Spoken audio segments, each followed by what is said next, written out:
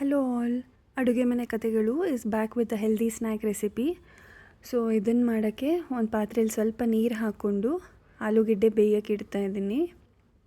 ಒಂದು 15-20 ನಿಮಿಷ ಆಗ್ಬೋದು ಇದು ಬೇಯೋಕ್ಕೆ. ಇದು ಬೆಂದ ಮೇಲೆ ಲಾಸ್ಟಲ್ಲಿ ಹಸಿ ಬಟಾಣಿ ಹಾಕ್ಕೊಳ್ತಾ ಇದ್ದೀನಿ. ಬೇಕಿದ್ರೆ ಆಫ್ ಮಾಡಿನೂ ಬಟಾಣಿ ಹಾಕ್ಕೋಬೋದು, ಏಕೆಂದರೆ ಬಟಾಣಿ ಬೇಗ ಬೇಯುತ್ತೆ.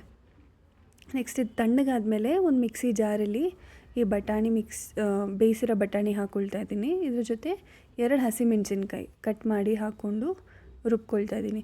ಸೊ ಇದು ರುಬ್ಬಿದಾಗ ಮಿಕ್ಸ್ಚರ್ ಸ್ವಲ್ಪ ತರಿ ಇದ್ರೇ ಒಳ್ಳೆಯದು. ಸೊ ಅದು ಕನ್ಸಿಸ್ಟೆನ್ಸಿ ಚೆನ್ನಾಗಿ ಬರುತ್ತೆ. ನೆಕ್ಸ್ಟು ಒಂದು ಪಾತ್ರೆಯಲ್ಲಿ ಬೇಯಿಸಿರೋ ಆಲೂಗೆಡ್ಡೆ, ಈ ಬಟಾಣಿ ಮಿಕ್ಸ್ಚರ್ ಮತ್ತು ಪನ್ನೀರ್ ಇದ್ದರೆ ಒಳ್ಳೆಯದು, ಆಪ್ಷನಲ್ ಇದು.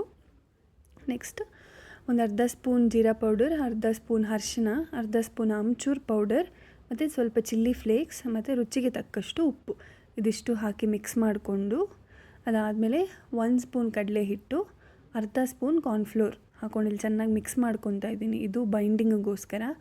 ಸೊ ಚೆನ್ನಾಗಿ ಮಿಕ್ಸ್ ಮಾಡಿಕೊಂಡು ಟಿಕ್ಕಿ ಶೇಪಲ್ಲಿ ತಟ್ಟಿ ರೆಡಿ ಮಾಡಿ ಇಟ್ಕೊಂಡಿದ್ದೀನಿ ಇಲ್ಲಿ.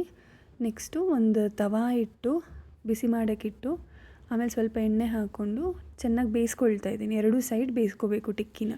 ಸೊ ಇದನ್ನು ಡೀಪ್ ಫ್ರೈ ಕೂಡ ಮಾಡ್ಕೋಬೋದು, ಬಟ್ ಹೆಲ್ದಿ ಬೇಕಂದರೆ ಇದನ್ನು ಶಾಲೋ ಫ್ರೈ ಮಾಡ್ಕೋಬೋದು. ಸೊ 2 ಕಡೆ ಚೆನ್ನಾಗಿ ಬೆಂದರೆ ಪೀಸ್ ಆಲೂ ಟಿಕ್ಕಿ ರೆಡಿ.